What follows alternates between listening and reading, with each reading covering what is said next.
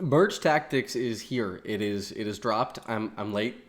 My bad. But it is finally dropped, and I would just like to start by saying I was wrong. I came at this game with a very negative attitude, and I would firstly like to apologize because I basically called this game a Clash Mini knockoff for like 20 minutes straight in my reaction video to the trailer, and I honestly think there is some value to this game that I did not give it the chance to. And the reason, and I'll go into a little bit like why I think that this game is not just a Clash Mini knockoff, because honestly, as much as it clearly is inspired by it, there are a lot of things that this game is doing good that I think should be praised. Because as much as the Supercell team does that we hate, I think there are a lot of positives here that we should acknowledge. Just, take the wins every once in a while. I feel like we give Supercell a lot of crap. And for fair reason, but I feel like we should at least celebrate the victories here. And sure, I think for a lot of people, this game will not be for them. I mean, personally, I am not like a turn-based, what is it, turn-based fighter game. I don't do those really, but I would like to point out that there's a lot of things in this game that are very interesting. A lot of complicated systems, and a lot of things that add a lot of depth to the game, which again, I did not acknowledge at first. One of the things I'd like to point out is on the side here is the modifiers. These goblin, like you can get basically if you create certain setups on the field, you can get certain buffs to the cards you play, which is a really cool feature that I don't think was in Clash Mini. So that's first of all, that's one of the things that I thought was really interesting, that I was really happy that they added. On top of that, I noticed there's a lot more in the realm of like managing elixir cycling. I mean, this could have been a thing in Clash Mini, and I just don't recall it. But I like one thing I've noticed a lot is like I haven't had to do it yet, but one thing I've been doing a lot is buying like a really cheap card and then selling it. So I'm losing one elixir on the transaction, but I'm being able to shuffle the available deck because you only have 3 cards in your deck at a time. So I think a lot of the features here are great, and I think it adds a lot more complexity to a game that initially seems quite simple. And strategy wise, I mean, there are definitely some things I don't like about this game. It's not perfect. I think for one of my biggest issues with it is the presentation and like lack of presentation in a lot of sense.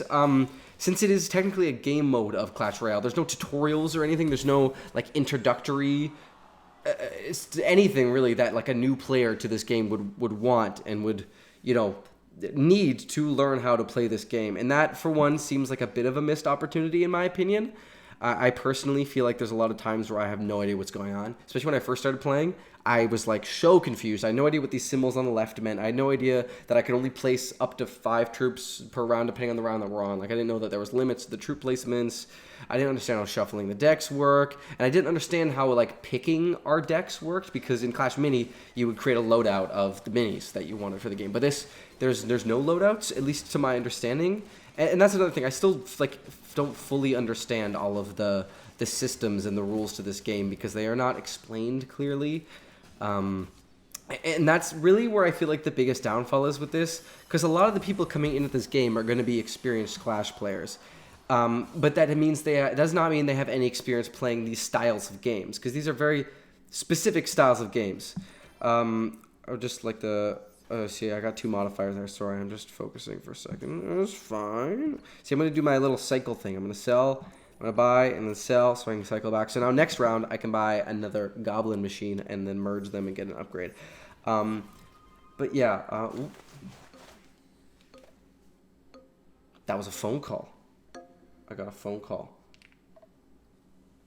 I don't even know what happened. Anyways, my phone was supposed to be on mute. I forgot to mute my phone.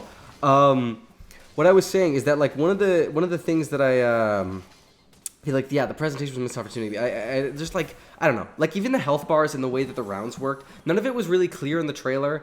And then once the game was dropped, there was no really explanation for how any of it works.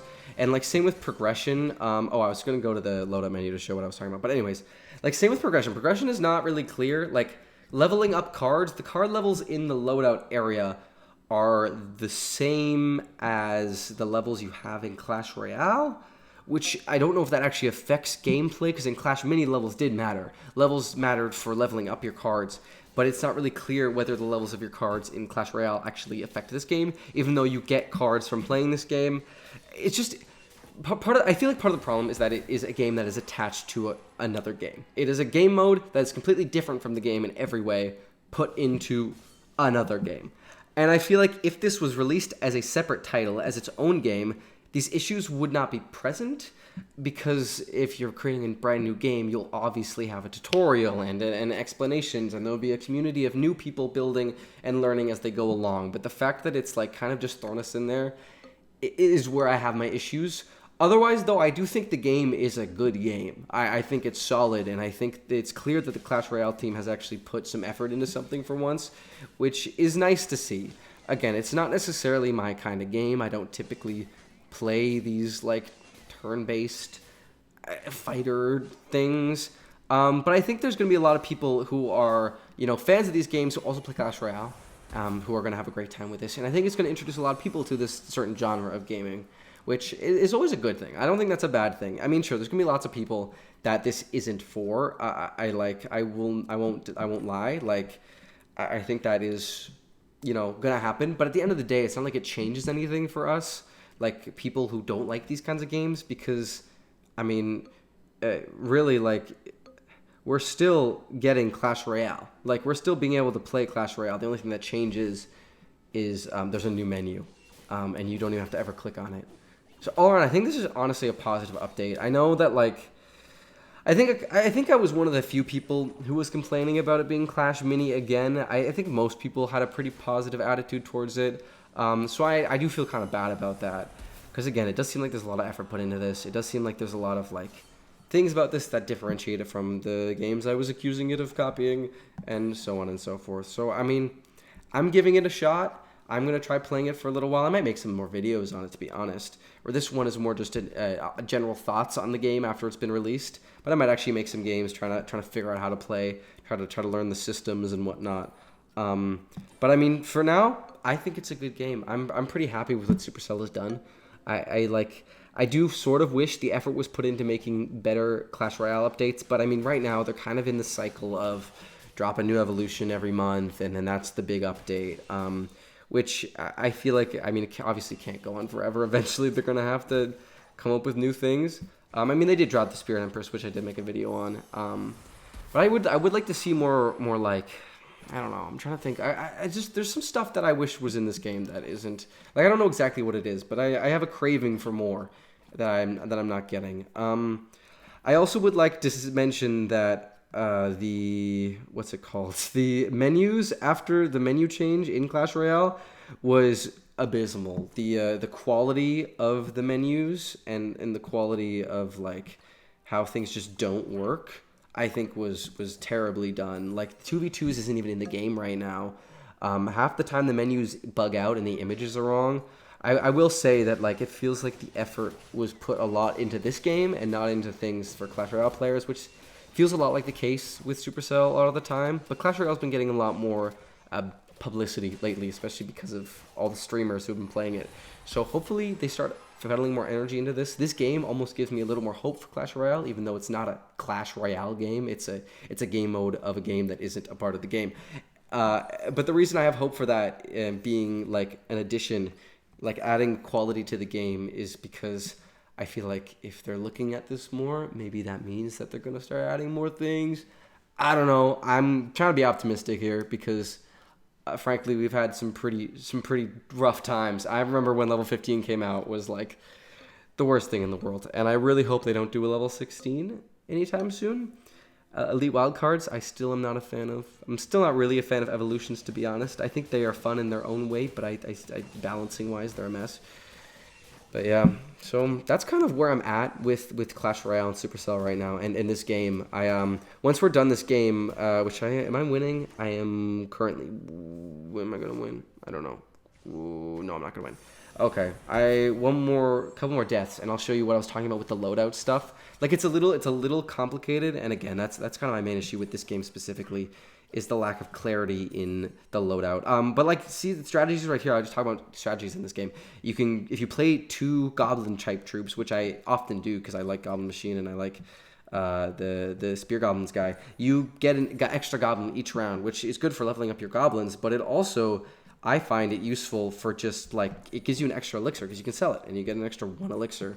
Like there's a lot of depth to this game that I feel like it'll take some time to explore, but I think is honestly like really cool. And I think as they add updates, there'll be more mechanics and more systems in the game that'll add more value to it. So I think this game has a lot of potential, especially like it's brand new and it already has so much in it. It doesn't feel bare bones in any way. Like it feels new, but it doesn't feel like they just didn't put effort into it.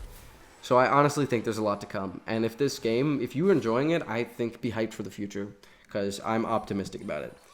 See, I got my extra goblin here, and now I can do my cell cycle thing. I'm probably not gonna get anything, so that's fine. One thing I've never understood about these games, same issue with Clash Mini, is like I don't understand how the formations work. Like what is the beneficial formation? I guess you want the giant skeleton in the front, so when it dies, it blows things up, and you want the range troops in the back. But it's like, is there precise techniques? The only card that I can think of that like actually affects the start of the game is Prince, because it's the same in Clash Mini, where it like goes in and it goes in a straight line.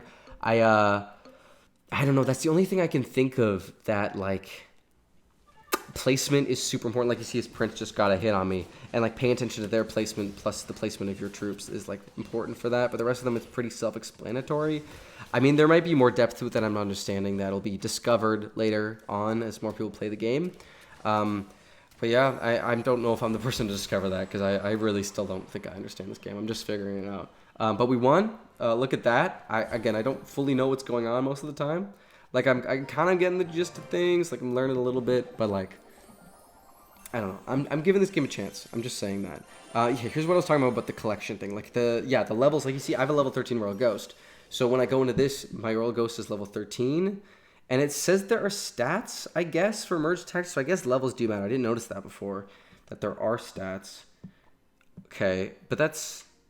Oh, I see. So the levels do affect your cards in this game at each level. So you will level them up during the game as well as leveling them outside of the game. Okay, that actually makes a lot more sense to me. I'm glad I checked that before I just yapped on about how it was done, because it does make sense now.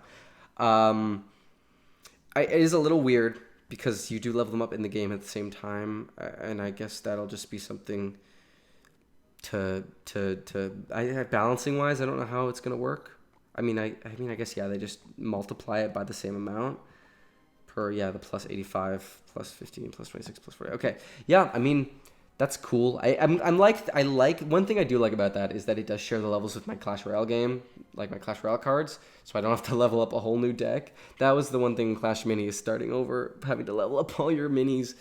But it is interesting how the minis in Clash Mini, I'm pretty sure if you level them up, they wouldn't be able to merge if you didn't level them up. But you can just do that without that here, which I think is better. I find that very limiting. But yeah, that's my review of Merge Tactics. I think it's a pretty cool game. I'm excited to play more of it. I'm excited to see what they add to it. That's honestly what I'm more excited about, to see how they make it more complicated and like add strategies and stuff. And I'm curious to see what people come up with. Yeah, that's all I have to say. Thanks for watching me yap for 13 minutes.